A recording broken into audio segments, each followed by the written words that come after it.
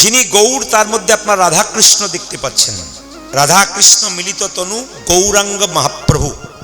কিন্তু মায়েরা নিত্যানন্দ প্রভুর মধ্যে কাকে দেখতে পাচ্ছেন? আপনার নিত্যানন্দ মানে কি বোঝেন? যে বড়রাম, তাই তো? কিন্তু নিত্যানন্দের মধ্যে একজন গোপী লুকিয়ে আছে, এটা আপনাদের জানতে হবে।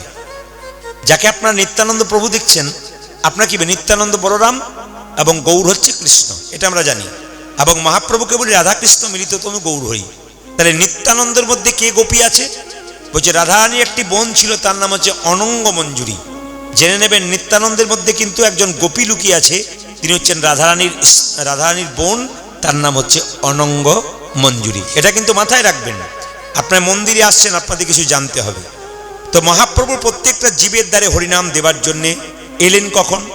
1400 শতাব্দে ফাল্গুন মাসের পূর্ণিমা তিথিতে, দোল পূর্ণিমার দিনে, 23শে ফাল্গুন। আচ্ছা মায়েরা, যীশুখ্রিস্টের যেদিন জন্মদিন হয় তখন আপনারা কি করেন বলুন তো? বাচ্চাদের নিয়ে কেক কিনে আনেন, বাচ্চাকে বুঝিয়ে দিন যে আজকে যীশুখ্রিস্টের জন্মদিন। সবচাইতে লজ্জার ব্যাপার এবং দুঃখের ব্যাপার, কবে মহাপ্রভুর জন্মদিন হলো ওটা মাও বুঝলো না, বাবাও বুঝলো না, বাচ্চা তো বুঝলো না। মহাপ্রভুর জন্মদিনে যে একটু পরমান্ন পায়েস তৈরি করতে হয় এবং ভগবানের চরণে দিয়ে সেই প্রসাদ বাড়ির সবাই পেতে হয়, এটা আমরা কেউ বুঝলাম না। ঘরের ভগবানকে বুঝলাম না, অন্যের ভগবান নিয়ে আমরা তাড়াতাড়ি করতে লাগলাম। এই জন্য বারবার নিবেদন রইল, আগে ঘরের ভগবানকে চিনতে শিখুন। এই যে নিতাই গৌর আশ্রমে এসছেন আপনারা, এই নিতাই গৌরকে আগে চিনতে শিখুন। তারা কারা? বলছে শ্রীগৌরাঙ্গ প্রেমের ঠাকুর মহাপ্রভু আমার নবদ্বীপের পথ দিয়ে চলে যাচ্ছেন। শ্রীগৌরাঙ্গ প্রেমের ঠাকুর প্রেম বিলাতে এলো নদিয়ায়। শ্রীগৌরাঙ্গ প্রেমের ঠাকুর প্রেম বিলাতে এলো নদিয়ায়। শ্রীগৌরাঙ্গ প্রেমের ঠাকুর প্রেম বিলাতে এলো নদিয়ায়। শ্রীগৌরাঙ্গ প্রেমের ঠাকুর প্রেম বিলাতে এলো নদিয়ায়। রাধা প্রেমে করা তনু, রাধা প্রেমে করতনু, রাধা প্রেমে করা তনু, আজ রাধা প্রেমে গোরা তনু, অন্তরে যার শ্যামরাই রাই। রাধা প্রেমে করতনু, অন্তরে জুড়ে শ্যামরা। রাধা প্রেমে করা তনু, অন্তরে যার শ্যামরাই। আজ রাধা প্রেমে গোরা তনু, অন্তরে যার শ্যামরায়। গৌরাঙ্গ প্রেমের ঠাকুর প্রেমে বেলাতে এলো নদী। ধ্বনি গৌরাঙ্গ প্রেমের ঠাকুর প্রেম বিলাতে এলো নদিয়ায়। গৌরাঙ্গ প্রেমের ঠাকুর প্রেমে বেলাতে এলো নদী। শ্রীগৌরাঙ্গ প্রেমের ঠাকুর প্রেম বিলাতে এলো নদিয়ায়। সবাই মিলে একসঙ্গে বলুন রাধা রানী কি। হ্যাঁ, যে পরিমাণ ভক্ত হয়েছে জয়টা একটু জোরে আশা করছিলাম। নিতাই চাঁদ কি। জয় বলছেন না ভয় বলছেন বুঝতে পারছি না, জোরে বলবেন। মদন মোহন কি। হরিবাসর কি। সাধুগুরু বৈষ্ণব কি। গৌর ভক্তবৃন্দ কি। প্রেম সে বলো নিতাই গৌর আশ্রম কি। জগন্নাথ মন্দির কি। গৌর ভক্তবৃন্দ কি। প্রেম সে বলো রাধা রানী কি। আপন আপন গুরুদেব কি। গৌর ভক্তবৃন্দ কি। আপনারা বলবেন জয় দিতে বলছে কেন? এই জয় দেওয়ার মানে কি বলুন তো? এই যে জীবটা রয়েছে আমাদের, না, এ কোনো দিন অখাদ্য কুখাদ্য খাচ্ছে, অপবিত্র হচ্ছে। আবার দেখবেন মায়েরা, এই জীব হাতে কাউকে একটু খারাপ কথা বলে ফেলছি, এই জন্যে এই জীব বারবার অপবিত্র হচ্ছে। মহাপ্রভু বললেন যদি বারবার জয় দাও তাহলে অপবিত্রতা নষ্ট হয়ে আস্তে আস্তে পবিত্র জীব তৈরি হবে। এই জন্য মাঝে মাঝে কিন্তু জয় দিতে হয়। এই জন্য কীর্তনে যখনই বলবো রাধা রানী কি, জোরসে জয় দেবেন। এত জোরে জয় দেবেন যেন 3 কিলোমিটার পর্যন্ত যায়, তাহলে ভগবান কিন্তু আরো খুশি হবে। কারণ মহাপ্রভু কি বলেছেন? যে জোর মানে যত জোরে পারবেন উচ্চস্বরে, মহাপ্রভু বলেছেন উচ্চস্বরে কীর্তন গান করতে। তা আসুন আজকে মহাপ্রভু একটা ছোট্ট কথা আপনারা বলবো, একটু মন দিয়ে শুনবেন। মহাপ্রভু এলেন রাধা কৃষ্ণ মিলিত তনু। কিরকম? একদিন গোলক বৈকুণ্ঠ ধামে রাধারানী গোবিন্দের চরণ সেবা করছেন। হঠাৎ বলছে রাধারানী, বধূ গত রাত্রিতে একটা স্বপ্ন দেখলাম। তো কৃষ্ণ বলছে, আচ্ছা রাধে তুমি কি স্বপ্ন দেখলে? বলছে, স্বপ্ন দেখলাম কলির জীবের দ্বারে একটা গৌর মূর্তি ভেসে বেড়াচ্ছে, এ স্বপ্ন কেন দেখলাম। মহাপ্রভু বললেন ঠিক আছে, কৃষ্ণ বললেন ঠিক আছে, স্বপ্ন তুমি ঠিকই দেখেছো। বলে কেন? আমি কলির জীবের দ্বারে গৌর হব আর রাধে রাধে বলে কেঁদে কেঁদে তোমার প্রেম ঋণ শোধ করে বেড়াবো। রাধারানীকে জড়িয়ে ধরে বলছে, কৃষ্ণ বলছে, ওগো রাধে আমি কি করব জানো? আমি ছড়ি কালো বরণ। বলছে তুমি যদি গৌর হও আর আমি, কৃষ্ণ বলছে আমি যদি গৌর হই তাহলে আমি তো কালো, তোমার রংটা ধার নিতে হবে। আমার মধ্যে কোনো প্রেম নাই, তোমার প্রেম ধার নিতে হবে। তাই আমি কি করব জানো? আমি ছড়ি কালো বরণ করিব ধারণ তব রূপ প্রেম কান্তি। রাধে গো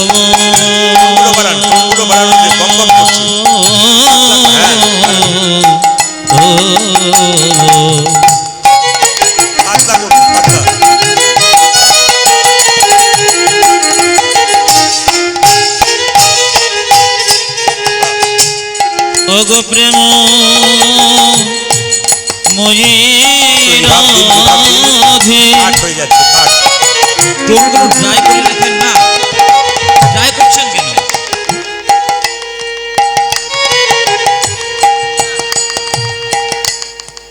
ওগো প্রেম মই রাধে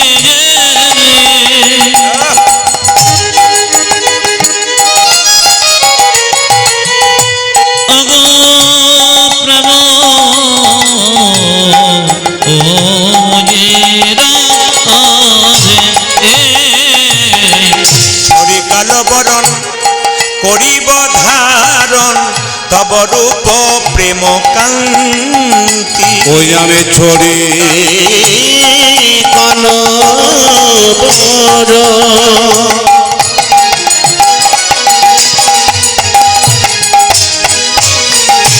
ওই আমি করিব ধারণ তব রূপ প্রেম কান্তি।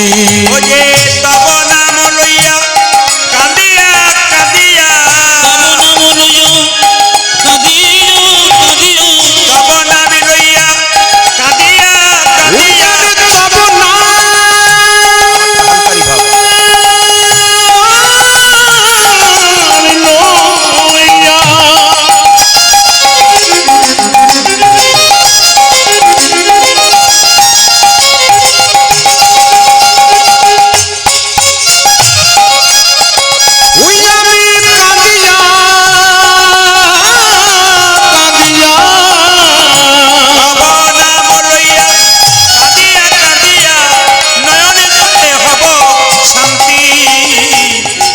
জলে হব শান্তি। আমি তব নাম লইয়া কাঁদিয়া কাঁদিয়া নয়ন জলে হব শান্তি, নয়ন জলে হব শান্তি। আমি কেঁদে কেঁদে বেড়াইব, আমি কেঁদে কেঁদে বেড়াইব, কেঁদে কেঁদে বেড়াইব। দেখবেন হসপিটালে বা নার্সিংহোমে বাচ্চা যখন জন্ম নেয়, যদি বাচ্চা কান্নাকাটি না করে ডাক্তারবাবু থাপ্পড় মেরে মেরে কান্না করায়। যে ছেলে জন্ম নিয়ে কান্নাকাটি করে সুস্থ বাচ্চা, আর যে ছেলে জন্ম নিয়ে কান্নাকাটি করে না ওটা কিন্তু অসুস্থ বাচ্চা। এই জন্য সবাই লক্ষ্য করবেন, বাচ্চা জন্ম নিলে কান্না করলেই বলবে সুস্থ বাচ্চা জন্ম হয়েছে। কিন্তু মহাপ্রভু মায়েরা, মহাপ্রভুকে মা কতদিন রেখেছিল? 10 মাস 10 দিন লয়, 13 মাস। মহাপ্রভু গর্ভে রেখেছিল কদিন মহাপ্রভুকে? সচিমাতা 13 মাস, মানে 13 মাস গর্ভে থাকার পর সন্তান জন্ম নিল, সে কান্নাকাটি করছে না। সবাই চিন্তিত, ছেলে কান্নাকাটি করে না কেন, মরার মতো শুয়ে আছে।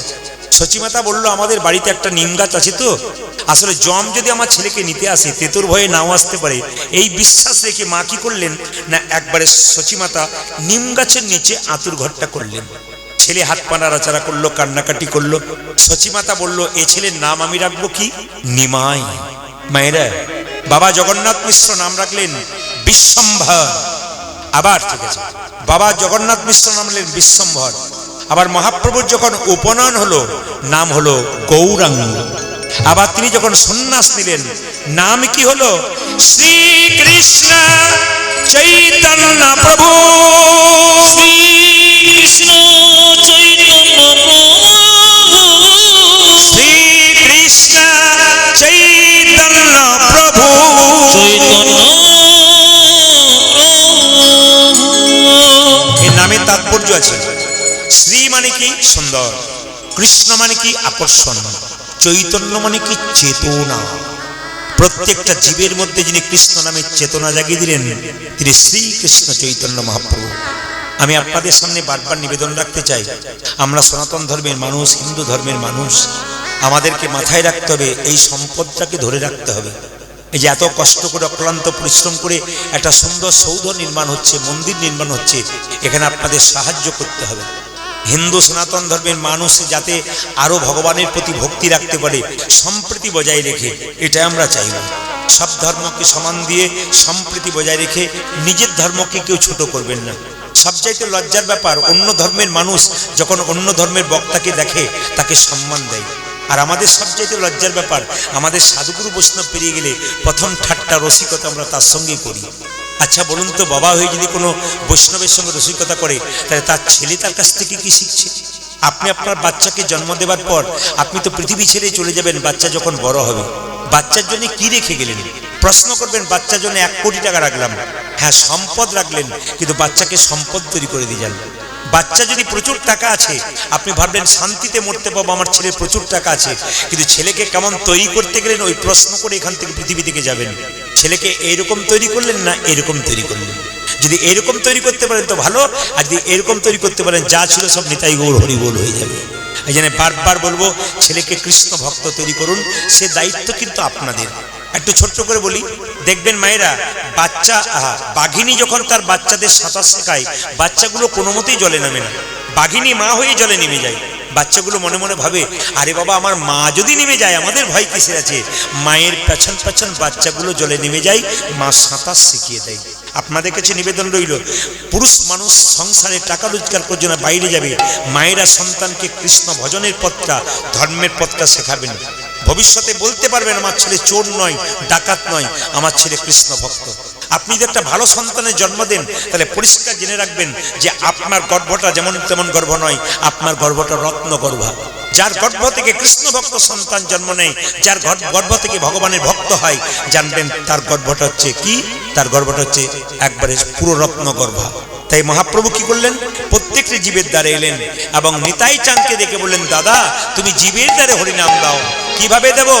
নয়নে দেখিবে যারে কৃষ্ণ নামে দেবে তার, নয়নে দেখিবে যারে কৃষ্ণ নামে দেবে তরে, নয়নে দেখিবে যারে কৃষ্ণ নামে দেবে ও তার, যারে নয়নে দেখিবে যারে কৃষ্ণ নামে দেবে তারে, নয়নে দেখিবে যারে কৃষ্ণ নামে দেবে তার, নয়নে দেখিবে যারে কৃষ্ণ নামে দেবে তরে। সাবধান, যেন জাতির বিচার করো না দাদা, জাতির বিচার করো না দাদা, জাতির বিচার করো না দাদা, জনজাতির বেচারে করো না দাদা, যারে দেখবে নাম দেবে জাতির বিচার করো না দাদা, যারে দেখিবে নামে দেবে জাতির বিচার করো না ওই দাদা। যে যারে দেখবে নাম দেবে জাতির বিচার করো না ও দাদা। তুমি যারে দেখিবে নামি দেবে জাতির বেচারে করো না দাদা। মহাপ্রভু যদি না আসতো তাহলে সোনার বাংলা তৈরি হতো না। মহাপ্রভু যদি না আসতো তাহলে এরকম ভাবে একসঙ্গে বসে কীর্তন শুনতে পারতেন না। এটা মহাপ্রভু করেছেন। আগে নিয়ম ছিল কি, উচ্চ বর্ণে যারা জাতি ছিল তারা নিম্ন বর্ণের জাতিগুলোকে অপমান করে খুব খুশি হতো। মহাপ্রভু কিন্তু সেটা কি করলেন? সমস্ত কিছু ভেঙে দিলেন, সবাইকে এক করে দিলেন। এই যে হরিনামে নারী পুরুষ একসঙ্গে বসেছেন, বিভিন্ন জাতির মানুষ একসঙ্গে বসছেন, এটা কে করেছে? এটা একমাত্র মহাপ্রভু করেছেন। নিতাই চাঁদ বলছে, যাকে চোখে দেখবো তাকে হরিনাম দেবো, যদি না দেয় নিতাই চাঁদকে মহাপ্রভুর, দাদা যদি হরিনাম কেউ না নেয় তোমার দায়িত্ব রইল কি? প্রথমে ধরিবে হাতে যদি না চাই না, দাদা প্রথমে ধরিবে হাতে যদি না চাই নামে, ও যে প্রথমে ধরিবে হাত যদি না চাই না মেনে।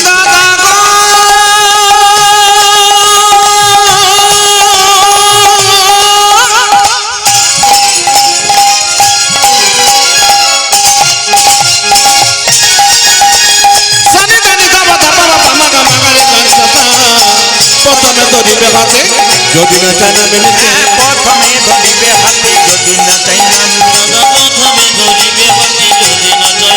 এই যে হাতে ধরে বলবে হরি হাতে ধরে বলবে হরি তুমি হাতে ধরে বলবে হরি বলাবে হরি বলবে হরি হাতে ধরে বলবে হরি ও যে বলাবে হরি বলবে হরি হাতে ধরে বলবে তুমি বলবে হরি বলবে হরি হাতে ধরে বলবে হরি হাতে ধরার পর যদি কেউ হরি নাম না নেয় শেষ উপায় কি দাদা পাছে তারও লোটাইবে পাই ও দাদা গো।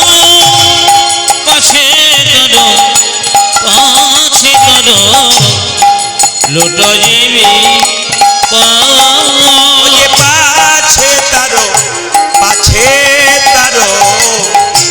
লোটাইবে পাই দাদা ও দাদা পাছে তারো লোটাইবি পা বলি পায়ে ধরে বলবে হরি হরি বল পায়ে ধরে বলবে হরি দাদা পায়ে ধরে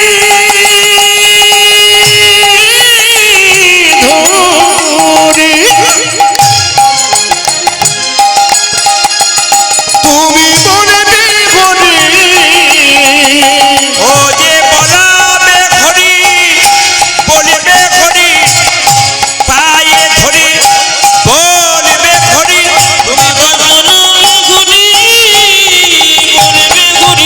এই মিনতি ও তুমি বলাবে হরি বলবে হরি ও তুমি বলাবে হরি বলবে হরি ও দাদা পায়ে ধরে বলবে হরি পাছি পাছ